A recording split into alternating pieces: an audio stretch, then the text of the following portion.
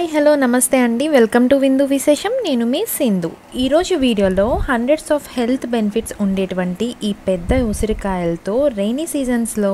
మనకి సాధారణంగా ఇమ్యూనిటీ అనేది తగ్గిపోతుంది కదా సో ఇమ్యూనిటీ బూస్టర్గా పనిచేయడానికి చిన్నవాళ్ళ నుండి పెద్దవాళ్ళ వరకు జుర్రుకొని తినేసేలాంటి రసం రెసిపీని చూపిస్తానండి అస్సలు లేట్ లేకుండా ప్రిపరేషన్ ఏంటో చూసేద్దాం రండి ఉసిరికాయ చారు ప్రిపరేషన్లోకి వచ్చేస్తే ఒక 4 to 5 ఉసిరికాయలు ఇలా సీడ్స్ అవి లేకుండా కట్ చేసేసుకొని పెట్టేసుకోండి మిక్సీ జార్లో ఉసిరి ముక్కల్ని పెద్ద సైజు టొమాటోని ఒకటి హాఫ్ టీ స్పూన్ మిరియాలు జీలకర్ర పొట్టు ఒలిచిన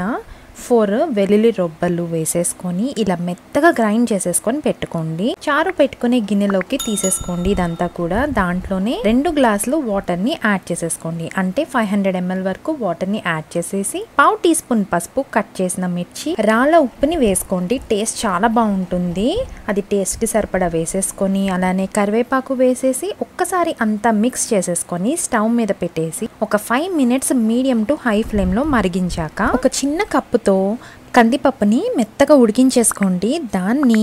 ఇందులోకి యాడ్ చేసేసుకోండి ఇది ఇంకొక 2 to 3 minutes మీడియం ఫ్లేమ్లో మరిగిపోయిన తర్వాత స్టవ్ ఆఫ్ చేసి పక్కకు పెట్టేసుకొని పోపు కోసము కొన్ని మెంతులు ఆవాలు జీలకర్ర ఎండుమిర్చి వేసేసి కాస్త వేగిన తర్వాత కరివేపాకు ఇంగువ కూడా వేసేసుకొని ఈ పోపుని ఇందాక మరిగించుకున్న ఉసిరి చారుకి యాడ్ చేసేసి